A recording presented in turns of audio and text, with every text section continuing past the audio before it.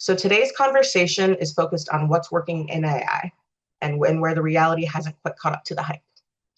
We'll look at where AI is delivering real value, where traditional approaches still kind of outperform tools, and where the biggest opportunities and challenges exist across the ag value chain. I'll start with introductions for today's panelists. First, we have Tammy Craig Schilling, who's the founder of Deep Root Strategy, and she brings a strategic and systems level perspective on ag innovation and business transformation. Next, we have Mara Jorgensen, who's the technical product leader at Strategic Consulting Corp, and she's also an Iowa corn and soybean farmer. So she offers a unique dual perspective from both product development and on-farm experience. And finally, we have Trissa Rentschler, who's the software product manager at Keller Automation. And she brings a deep expertise in building and scaling technology solutions across ag automation. Thanks, guys, for being here. I really appreciate your time and bringing this group together. So to kick things off and understand where everyone is starting from, I'd like to begin with a fundamental question for our panelists. And that question is, in your opinion, what AI is working versus what's falling short? Tammy, why don't we start with you? Great. Thank you, Lauren. And I'm really excited to be here. So I had the chance to go to Women in Ag Tech and Tech Hub Live in Des Moines last year. It was my first time, and I'll be back. I'm really looking forward to being back part of it because, one, the great opportunity to meet so many other women in ag tech in our huddle the first day, and then getting access to some great sessions, presentations, displays, and just really great thought partnering that was going on. And that's really how Tricia and Mara and I, we really believe in uplifting women and bringing women in ag tech together. Men in ag tech are fine too. It's not like we have a problem with them. This is just, we've just really enjoyed expanding our networks. And so really do appreciate so many people. We heard that there's a pretty big number signed up to participate. So we're super excited. We think there are a lot of us out there and look forward to connecting. But let me go ahead, Lauren, and really tackle the question. And so when I step back and I guess maybe I'll put a frame on AI. So AI is not new to agriculture. And AI is a really big topic, and there's a lot to it. And when I think about it, there are two ways that I group it together when I'm doing sessions to talk about AI. And the first one is machine learning and a lot of the models and the data. That work's gone on for a couple decades. And that's what computer scientists have done. That's what engineers have done. That's what our analytics folks, maybe crop science analytics folks, they've been doing that for a long time. But the normal layperson didn't really have access to those kinds of things. I couldn't use AI directly. I was a benefactor of it in the work that I did formerly at Monsanto Bayer, but I couldn't use it. And then one day, this thing called the large language model landed in the world and brought AI into everybody's hands. And think of ChatGPT, Claude, Gemini, Perplexity. There's more, right? There's more that can do it. And that's where lay people that are not computer scientists and data engineers can go in and use tools to do things. So I like to lay that foundation when I'm talking with farmers, farm groups, ag retailers. I like to share that background just as so that you know where I'm coming from. So the AI that I'm talking about today is the one that we all can use. And the one that lots of people are building onto, on top of AI. You've got Microsoft's Azure, which is a platform that goes across it. You've got NVIDIA Spark. You've got lots of ways that you can build onto it. And then even those smart computer scientists and engineers are constantly building on to other tools as well. So when I think about where is it delivering value and where is it falling short? On the delivering value, ag has a labor issue. It's not a secret. American agriculture specifically has a labor issue, but the rest of the world, ag labor is a challenge as well. There are things that we do today. It is not going to become a planter of corn, right? It's not going to do field tillage, and it's not going to help you build a fence if you have a cattle herd. But there are ways that AI can enable you and can take some of the other tasks that you've been doing and make them go faster. So it can help at the farm in that way. It can also help in ag business. We're not sitting in the best ag economy right now. And so I think about it as a thought. I use it. I use it every day. I actually was part of a team that was building our own agronomy tool for employees, farmers, retailers, agronomist advisors, so that you could get better, faster, more reliable agronomy information. Because when we went to the Chat GPTs of the world, it just wasn't ag enough, and it wasn't detailed enough, and didn't follow the regulatory requirements. And so we built a tool called Eli, ELY. And no, it doesn't mean anything. It's just a name, right? But we built Eli, and it's currently being used daily by about 800 employees on a regular basis in the Bayer organization that I have since departed from. And the reason we built it using AI, it was too expensive to build in the normal computer science way that our company would have done it. And it would not have been upkept, frankly, the way that it likely is going to be the way that we built it out. And so we did build it so that it could turn to any large language model. And that's what I think it's doing really well. I think that's what these tours are doing well. We're one, Bayer was one company, but I sit on a group called AgriBench, which is an industry-wide coalition through the University of Illinois Center for Digital Ag, where we're building benchmarking, and there are 10 to 20 companies that are providing their LLM results so that they're on a leaderboard, like they're benchmarking against these 400 questions we offer to them. And so I know there are tons and tons of people that are building it. And that's what I love about this. I think that's why it's so good. You put tools in the hands of ag people, innovation happens. Here's the challenge. In some ways, I feel like the technology, it's almost like precision planters. Precision planters there are hundreds of thousands of them in America, but very few farmers use the precision side of their planter. So the user, the training, the information, and the knowledge by users is not as far ahead as the tools and the capabilities. And I think that's where we have a big opportunity to speed that process up and really understand what it is, what it's not. I think the second thing is people in general, not just folks in ag, but people in general don't really understand what it is and what it isn't. And we try to apply it in places. We expect perfection. When we rolled out in the company, when we rolled out the tool, our people expected it to be 99.9% plus or better. And I was presenting in front of one of our leadership teams, and I said, okay, are our employees 99.9% accurate in everything they share? Now, their intent is that, but the reality is human error is human error. And we don't always know everything. And so I think we have to box balance those things a little bit. So I'll stop here and hand it over to somebody else. Cool. Thanks, Tammy. I appreciate those insights that are incredibly valuable. Mara, do you want to tackle your response next? Absolutely. Hello, everyone. I'm going to take a little bit of a different angle than Tammy here, and I'm going to tackle where is AI delivering from a business perspective, more so the large enterprise organization that's in Trisha's case, maybe they're distributing fertilizer, or in a lot of your cases, probably moving corn, soybeans, wheat, that sort of thing. So where I have seen AI get a foothold and start to thrive, of course, what Tammy said is absolutely true. You should, within the bounds of your organization, be utilizing an LLM such as ChatGPT, Claude, whatever is approved every day, all day.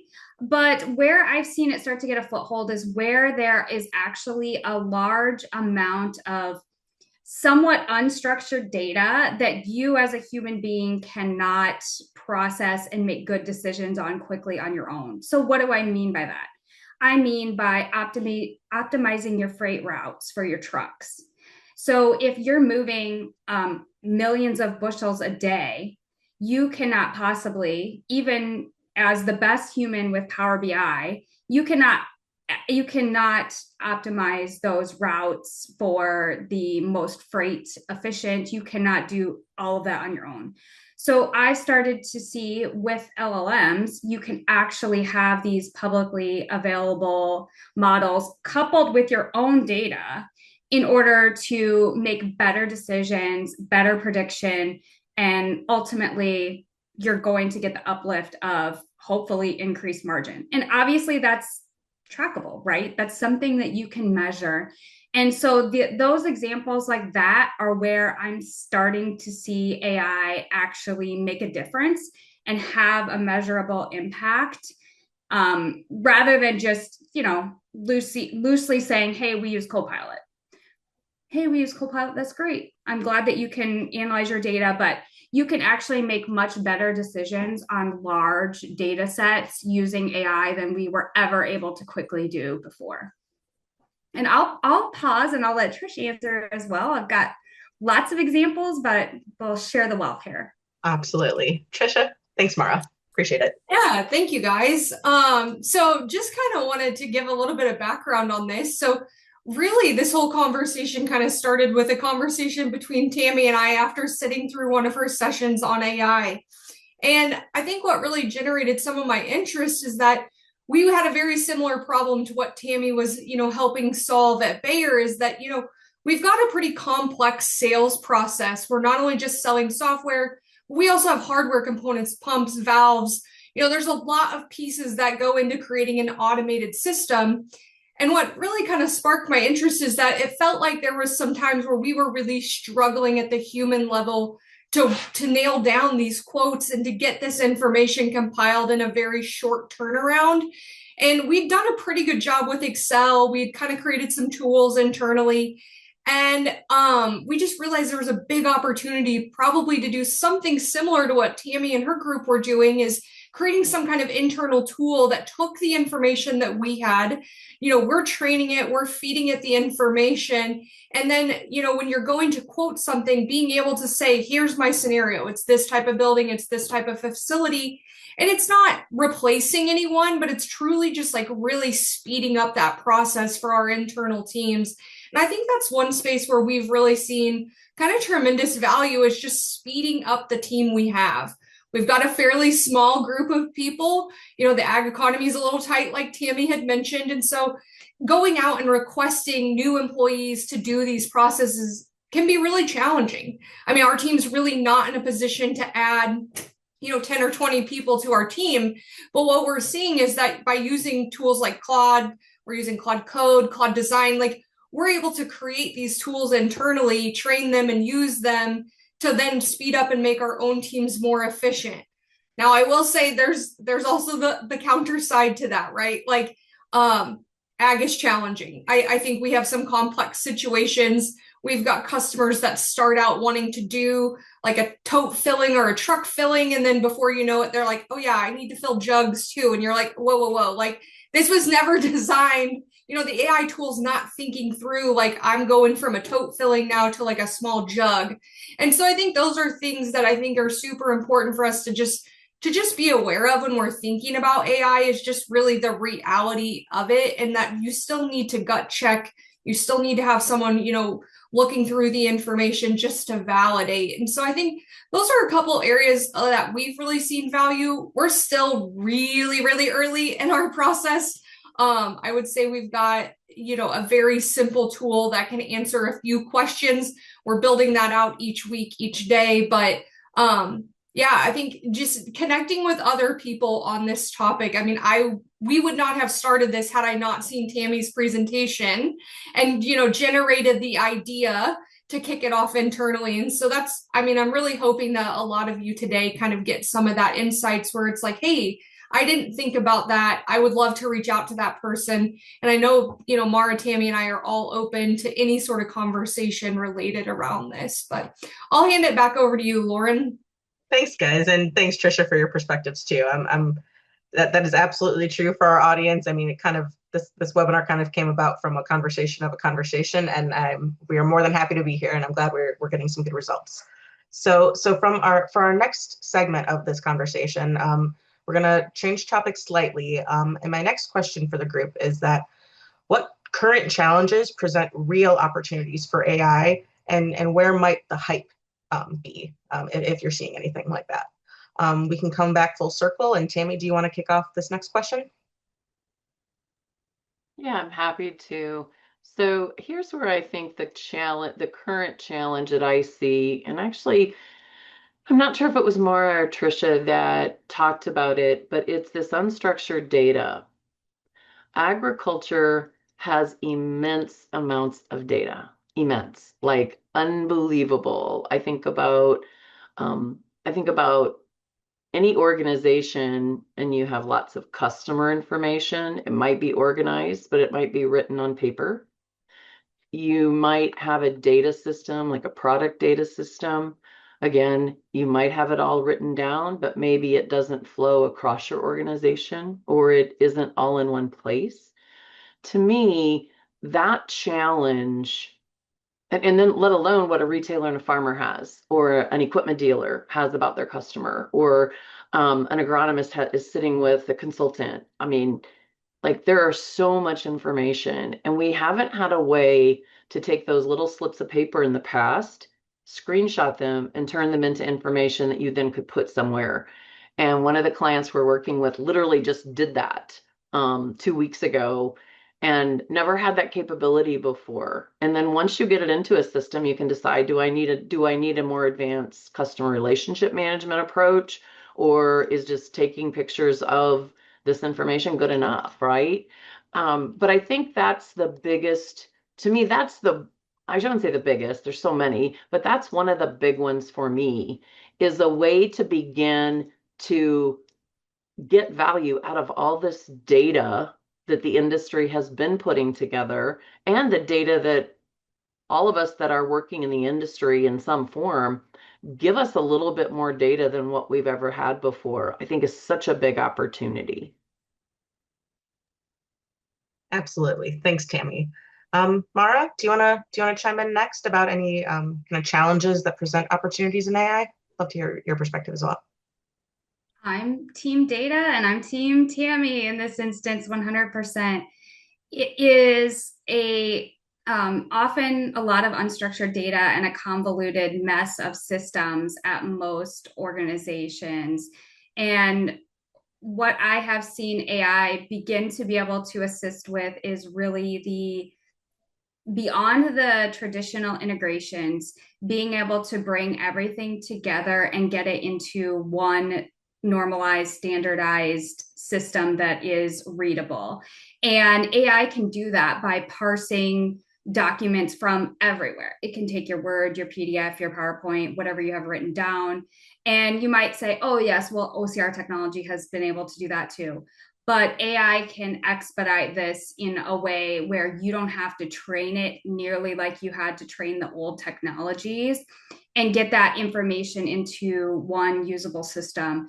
And I've seen this again, I guess I'm going back to logistics again, but I'm going back to the logistics example because you're getting potentially whatever part of the supply chain you're in, you're getting bill ladings, you're getting invoices, you're getting scale tickets, all of this from all these disparate sources. I mean, I still know folks that are FedExing in their scale tickets at the end of the week.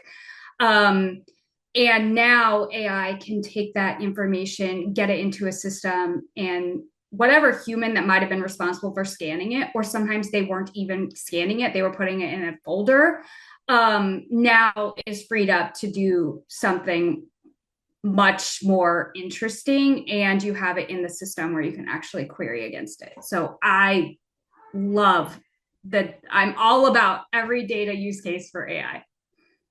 Definitely. Trisha, how about you? Yeah, I'm going to come at this with a little bit of a different kind of perspective. So, putting on kind of my software engineering product manager hat, I think one realistic problem we've seen is oftentimes, right, you've got these complex, we've got a couple different applications, you've got code bases that are talking to each other through APIs, and troubleshooting sometimes, right, can be very challenging. It can be very time consuming. And I think sometimes, we were spending hours, days, depending on how complex the issue was, a lot of time debugging and figuring out where some of these things are.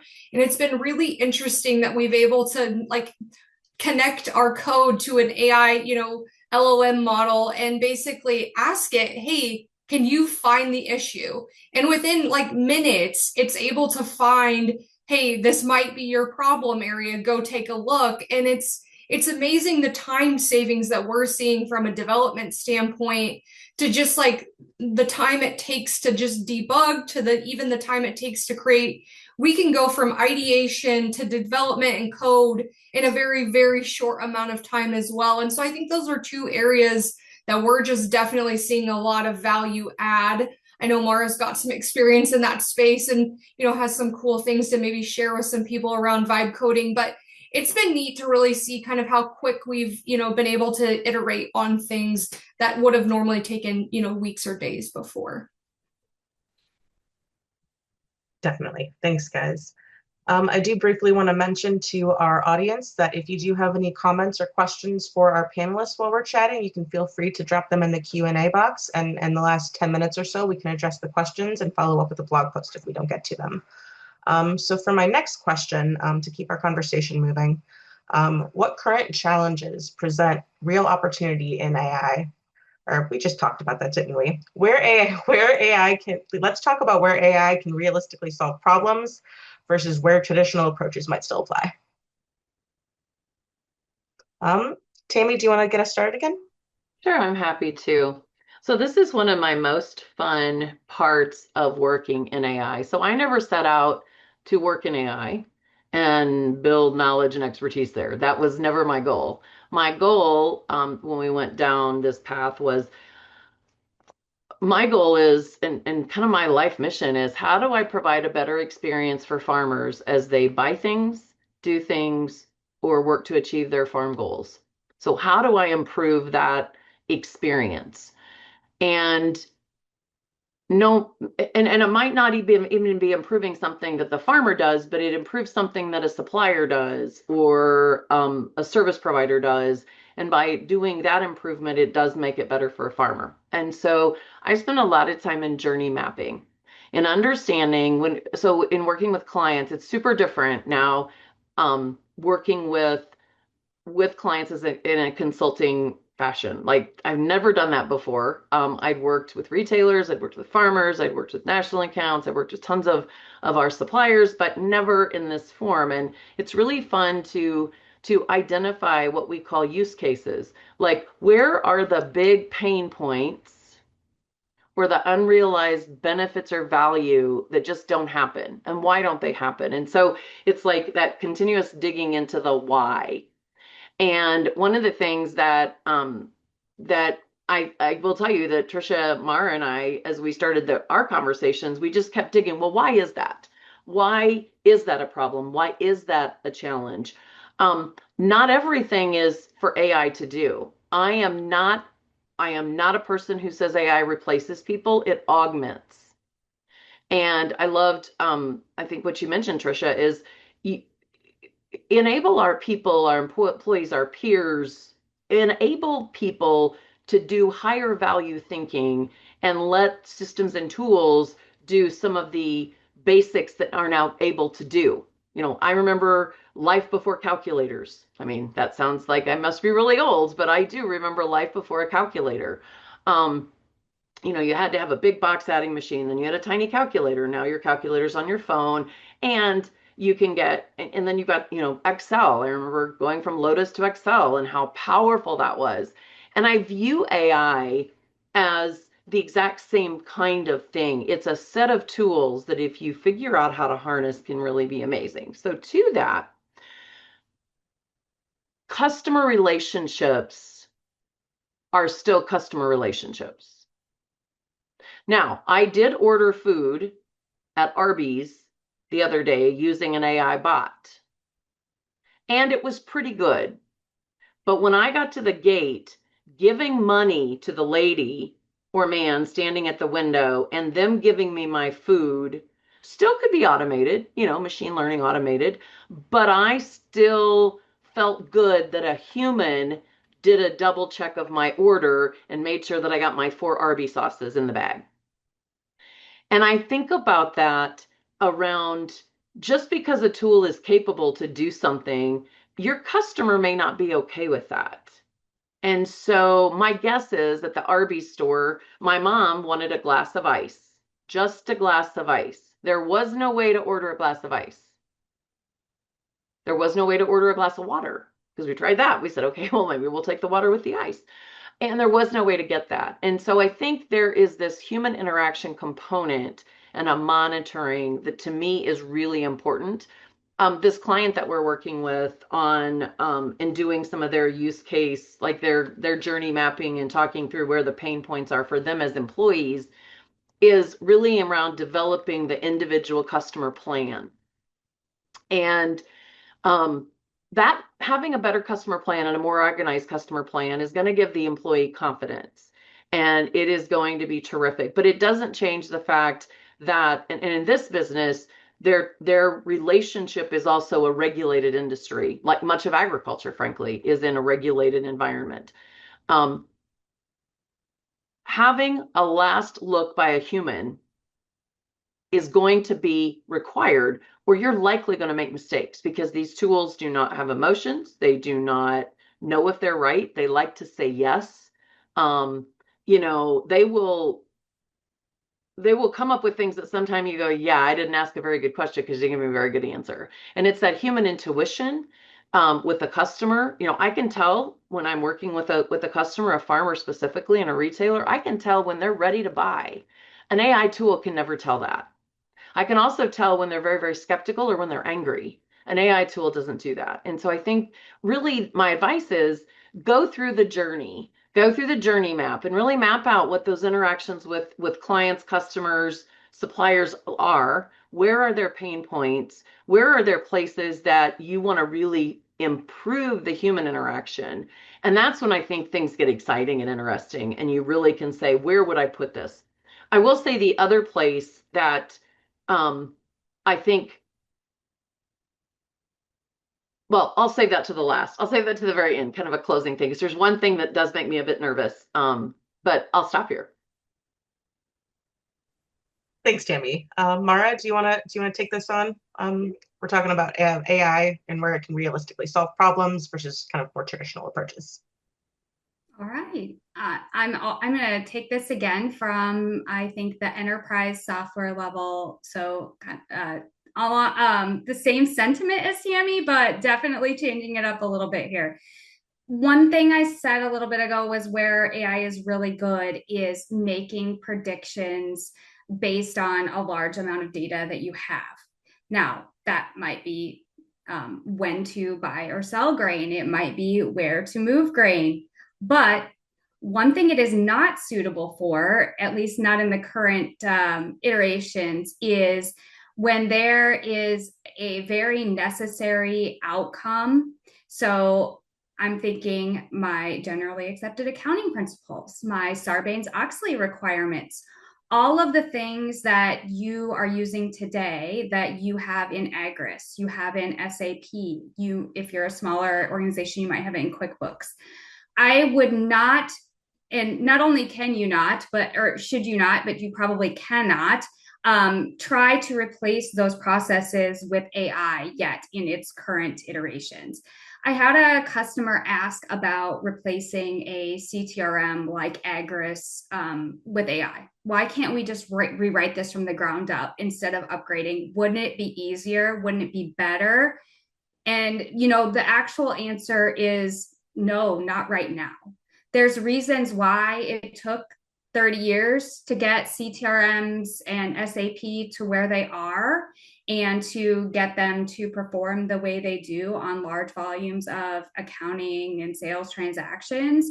And AI is certainly not there yet. So I would not make any recommendations for those sorts of regulated software to be replaced with AI today. So I guess if there's anybody on the call that works for, one of those or works with those, I hope you're happy with that answer, or sorry if you're not. All good. Thanks, Mara. Appreciate that. Trisha, how about you? Yeah, I think very kind of similar to Mara, right? I mean, I think there's definitely some people questioning, like, do I need your software? I can use AI to do these things. But very similar to Mara, I think there's times, right, where over the last 30 years, we have interacted with our customers. We understand, their underlying sentiment around, I want to do it this way, it has to happen this way. The process may change.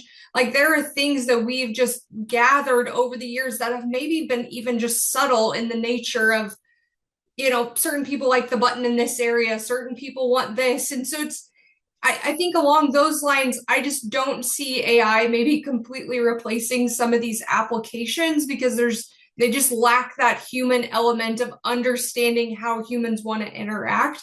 Now, maybe in the future, I think that's very possible that there could be some ways to build on top of these applications, some AI tools that make it a little bit better, or easier.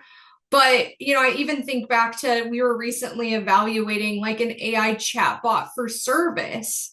And it's funny because like we tested it out against our own stuff. And it's like Tammy said, it couldn't quite answer all the questions, things that you would want to ask a normal human. Like it wasn't capable of processing. And so I think there's still that human element that, talking to someone and not getting frustrated by a chatbot or something else is just really important. And so although AI is, I think, great at, processing information, identifying trends, those basic things, I think there's still that human element to not only development and understanding our users, but then also, from a service perspective, I mean, I know I personally, prefer to talk to someone, it's like they can understand, they know when I'm frustrated.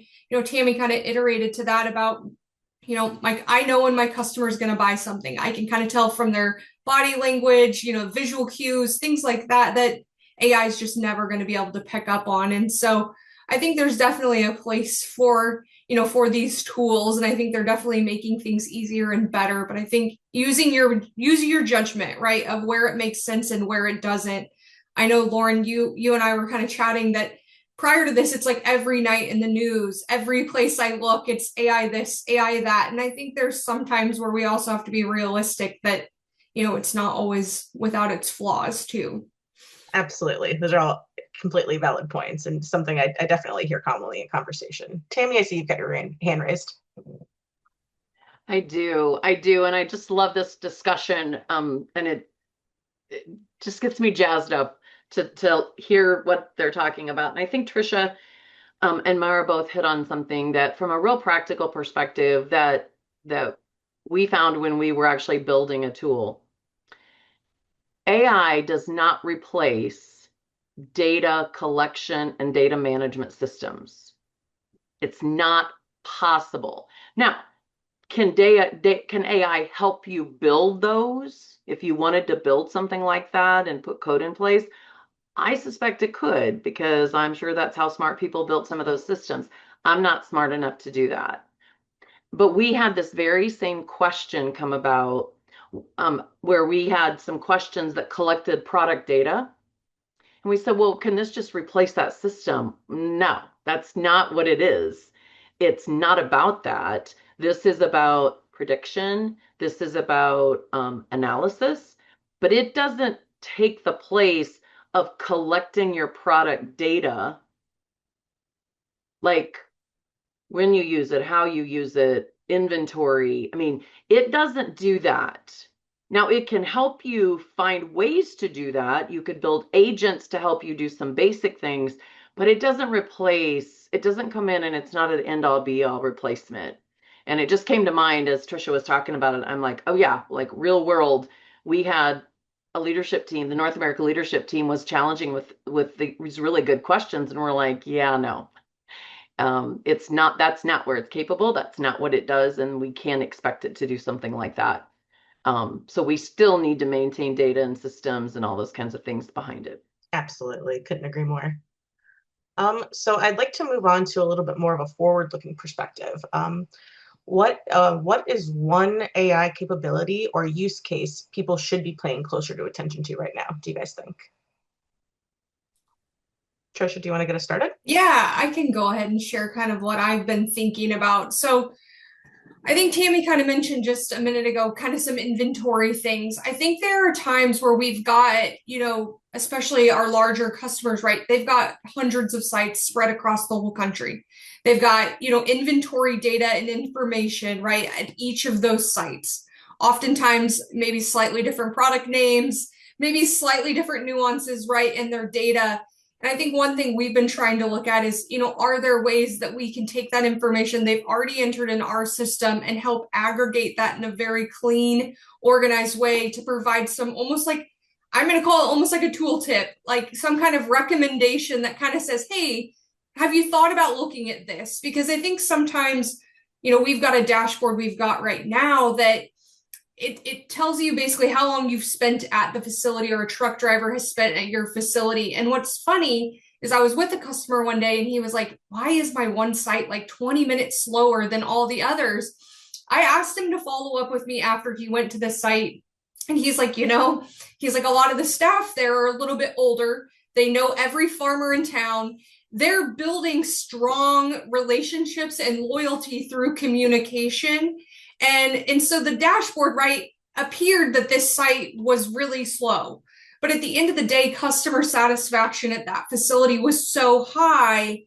And so I think sometimes it's like, I think using AI to just say, here's what you should do, and then just wholeheartedly listening to it, that could lead you down a path of maybe coming up short or making, maybe the wrong decision. And so I think for us, it's like, how can we provide a tooltip without providing too much where the customer feels like, oh, this is complete 100% fact, this is what I'm doing. We really want to provide more of like a recommendation of, hey, go take a look at this, or this might be an interesting piece of data you hadn't thought of. And so I think for us, that's one area where we're really looking to the future of like, how can we provide more of those like tooltip type recommendations to kind of guide people down a path that maybe they wouldn't have found as easily before. Definitely. And I see we have a few audience questions coming in. Just a reminder, if there are any more questions, you can drop those in the Q&A box. Mara or Tammy, did you have any feedback or anything that you'd like to touch on? And there's some forward-looking perspectives before we take our audience questions. I can go on this one. So there are kind of two sides to this coin of what do I think that we should be paying attention to? And then the other side of the coin is that I feel that we are oversaturated and our attention is really diffused anyway. So what I want to do before I even say a lot more is to just say that if you're worried about what to focus on in AI, you're certainly not alone. We do this all day, every day, and we are software leaders that have done this for decades, and it's really hard to get your arms around. So give yourself some grace and try some different things, and you will start to find out some things that work for you and your organization. And of course, on the governance side, I will always say, try to use what are the approved tools that you're allowed to use. But, in your spare time, if you all want to know like little projects about, your kid applying for college or all of the things that we do with AI, feel free, but it's just oversaturated. So just give yourself some grace and just keep learning and keep trying to figure it out, which is exactly what you're doing on here. And what I'm going to say is my main AI capability from the large ag perspective would actually be more of the reporting and analytics. So I'm on team data with getting all the data organized and normalized and all of that. But once you're there are so many tools now with the Microsoft suite, the AWS suite, all of the different. I'm going to use Copilot generically, even though that's like, I don't just mean like Microsoft Copilot, but you can ask questions that you could not do before with Power BI. You might have to have a developer make you a report, write you a query. Today, you can actually just ask the questions, and you can even ask it to help you write the query. So if you don't know, you can ask it to help you. maybe it's not going to get you 100% of the way there, but I feel like the self-service aspect of reporting and analytics is so much better now that if I was going to try within an organization to like get a handle on my own role without going externally, that I'd be focused on the reporting and analytics and making sure that if you're able to help with the data efforts at your organization, that's a key underlying constraint for that. Awesome, definitely. Tammy, any final thoughts on this I topic? I have one quick one. Yeah. If you don't have, so to me, the capability that I lean in on is if you don't have it downloaded on your phone, get it downloaded on your phone. Yeah. I would say that's the action that I would challenge everyone with. Get it downloaded and then put something on your calendar so that you remind yourself that it's available and use it. That is the best way I have found to understand it, knowing you don't want to put private information in, you don't want to put your life story in, but well, you could. I mean, frankly, if you wanted to. I use it for all my bios. I haven't written a bio. I just put all the stuff in and I'm like, okay, I'm speaking to this group, or I'm on this panel, or I'm going to be judging a queen pageant, put together what my bio should be in 50 words or less. But without using it, you can do all the studying in the world, and it isn't, I don't think, going to be as sticky for you. I think using it is going to start open up so many avenues, and I use it as a thought partner a lot. If I'm struggling, if I'm working on a speech, let's say I'm doing a keynote with a youth group.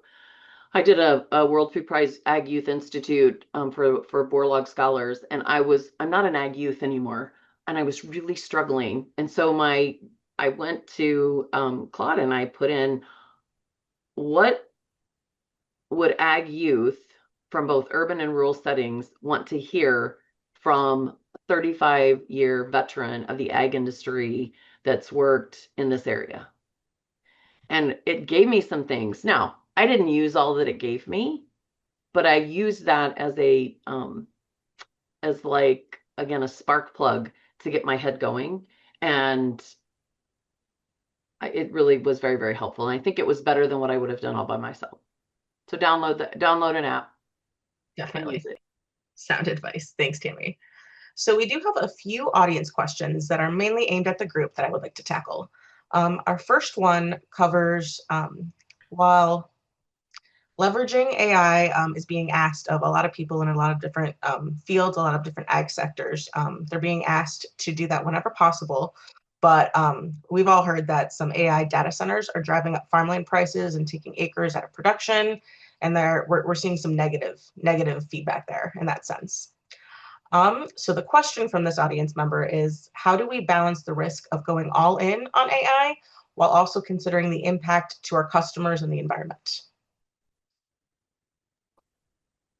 I can take a stab. Get a stab on that one if you'd like. Yeah. So Julia, I think that's something I've also been thinking of quite a bit. Like I think each time when we use these tools, right, that kind of just lingers in the back of your mind that there are trade-offs on this. There are things that, are kind of happening sometimes that you behind the scenes or things that you're not always thinking of, right? And so I think it's very similar to inputs and outputs, right? We're also evaluating the costs of those. We're evaluating the trade-offs of everything in ag. I mean, there's every day, growers are making decisions and thinking through like, am I buying this much fertilizer today or am I cutting back because I see some trends? And so I think AI is a very similar concept, right? We just have to think about, okay, where's really the value add, and then where are the trade-offs or the benefits? And I think continuing to have the conversation about the data centers, continuing to bring it up and ask questions, and doing your research, and if you feel passionately reaching out to your legislator and sharing your concerns or asking more questions, I think is always valuable. And I'm really glad that you asked, because I mean, I think we're all sort of thinking about it behind the scenes. I just don't know that anyone has a great answer for how to balance that just yet. Definitely. Tammy, do you have any insights into this question? I do. I do on this one. And I grew up in a small livestock family. I'm 5th generation ag. And as this started to happen, as the data centers started to get a lot of bad press, I began to kind of just look at the landscape, both the physical and the virtual landscape of what's going on in the world. And the question that I have about water is, does it take more water than an ethanol plant? I don't know the answer, but, and I know that they need to cool, but is it just like geothermal? Is it using the water? Does the water return to the water table? Like, what's the real story? Like, really, typically, anytime people are against something, there's more to the story. And I think that's where we have to be critical thinkers. I'm not a big fan of solar panels, but I don't begrudge my neighbors. Like my husband farms, we have neighbors that have solar panels. Do I think they don't look good? Yes. Was I crazy about windmills? No, but I now like the big windmill more than I like the solar panel. And Trisha, I think you just really provided a great context that there's always trade-offs. I go back and I look at apartment buildings, houses, urban sprawl, all of those take land. All of those drive land prices up in a geography. What do you get back? This is one of those technologies, just like the ethanol plant that uses lots of water, lots of energy, and will drive up land prices if you're, in an area. An ethanol plant delivers a value because it's a new market for growers for their grain. I look at data centers. If ag embraces this the way we've embraced other technology, and we're really good at embracing technology in ag in America, it will give us similar benefits. Now, the electricity bill for the consumer is a problem. This is a big problem. And it feels like something's going to need to happen there for companies to get the data centers. And I also wonder, do companies need as many data centers as they think they need? And I'll use a real example. When I was in the company that I worked for my whole career, we built a physical data center. We built a physical data center, had a big celebration. Today, that data center sits empty because this thing called the cloud came. Now, I don't think it's quite that simple, right? Because there are still, you need some of these, but are as many needed as what companies thought were needed? So I think there's still, this is the early days. And I think keeping our minds open and not taking a position. I mean, you won't see me on Facebook go yay data center or boo data center. I'm waiting to see, because I think economy and rural culture and communities balance it out. But this isn't the first time we've ever had something come into a community that was going to increase land price, use water, use more electricity, and raise costs for certain people. So I think we just got to be practical. Definitely. Absolutely true. Mara, how about you before we take our next audience question? I think I'm not knowledgeable enough in this area to speak in an educated way. I am also in an area where farmland prices are very inflated, and I don't think that there is any risk of a data center coming to an area where we have this high prices. So I'm going to punt on this question. Definitely. No worries. So I do see we have a second question from our audience. I think Trisha may have answered in the chat, which is great. But in case Tammy or Mara has any additional feedback, we have a question asking, with most ag producers being older in age, how can we assist them in learning about AI in a more efficient but simple way? I like this one. And Trisha answered it great. And she said she has encountered this with her own dad. I have also encountered this with older farmers in my area. And I'll just take a real life example. I just want to meet them where they are. And I'm not doing this for like, we're just doing it to like help each other. They're not clients or anything. But I will tell you that I had this scenario come up where my husband was asking, we have channel seed, but we buy all of our chemicals through Nutrien. and we have X, Y, and Z, like all these different criteria. So what did I do? I helped him put it through ChatGPT. We came up with a summary. What is the number one best application plan for you? Number two, number three, ordered them out. And then what did we do? We printed it out. We took it directly into the office. Everybody saw the printout. They're like, AI did this. This is amazing. Like, what is going on? And they knew exactly, almost down to the SKU, what they were going to apply and what they were going to do. And they also had the dollar amounts and the trade-offs, all that from basic information in ChatGPT. So now they feel enabled that they can actually ask AI the next time if they need a simpler answer. They may not need something that complex, but they actually feel like that they can actually go and do that. So it's really meet them where they are. If you got to do a report and print it out, print it out. And then the next time they're going to feel like they can actually use that ChatGPT on their phone. Awesome. Tammy, how about you? Did you have anything you'd like to add? I think they answered it well. Good deal. Trisha, was there anything you'd like to expand on with? I know you answered writtenly, but is there anything else you wanted to expand on for the audience? Yeah, not really. I mean, it's really just kind of showing people, right? Sometimes it's like a lead by example. Here's kind of how I've done it, and I think I've been really successful. My dad was always very hesitant, and kind of like Mara's case, right? Like once I showed him what he could do with it, it's amazing that he started generating his own ideas, and he's like, well, what about this? What about that? And I'm like, yeah, all of that's possible. And it's like the light bulb kind of comes on for people. And so I think just meeting them where they're at and kind of showing them and guiding them while allowing them to ask questions, I think is a great way to approach that. Awesome. Thanks, guys. And we do have an additional audience question. I'll aim at our group of panelists. Could we, or how do we utilize AI to boost the ag economy, as there's so much to be fixed in the industry, which is very true. Like, do we create demand? Do we directly ask for available products or services? Do we have any takers? I love this question. I love this question, because it really shows me the benefit of coming together like this, because now I'm thinking about this idea that our really smart asker had. I go back to a really practical approach. In the question, it talks about the many challenges, the things that could be fixed, the things that could be addressed. I believe breaking these pieces down. So I do think AI can play a role in some of these. I absolutely believe they can, and in a very non-traditional way. But using this idea of a journey, mapping out the journey and saying, okay, same kind of approach here. What are the big challenges and why?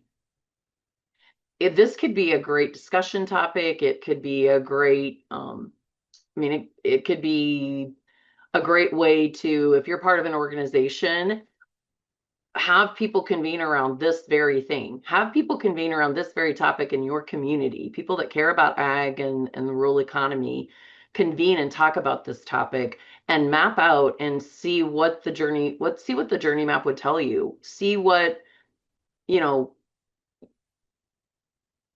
I think first you've got to lay out the different pieces and see what are the different situations, what are the challenges, and where could this fit. I am absolutely certain it fits somewhere. I don't see a future in a world that doesn't have AI and large language models in it. I just don't think that exists. And I think figuring out where it helps and where it won't be as helpful, and then leveraging where it helps, does help economies. And I think that's when you see certain towns and communities, when they have something special going on and they have that vibe and that energy, and you drive through them and you're like, oh, this is like, I wish every little town I drove through was like this. Most likely they're holding these kinds of forums where people are sitting down and saying, okay, how does this new technology plug in?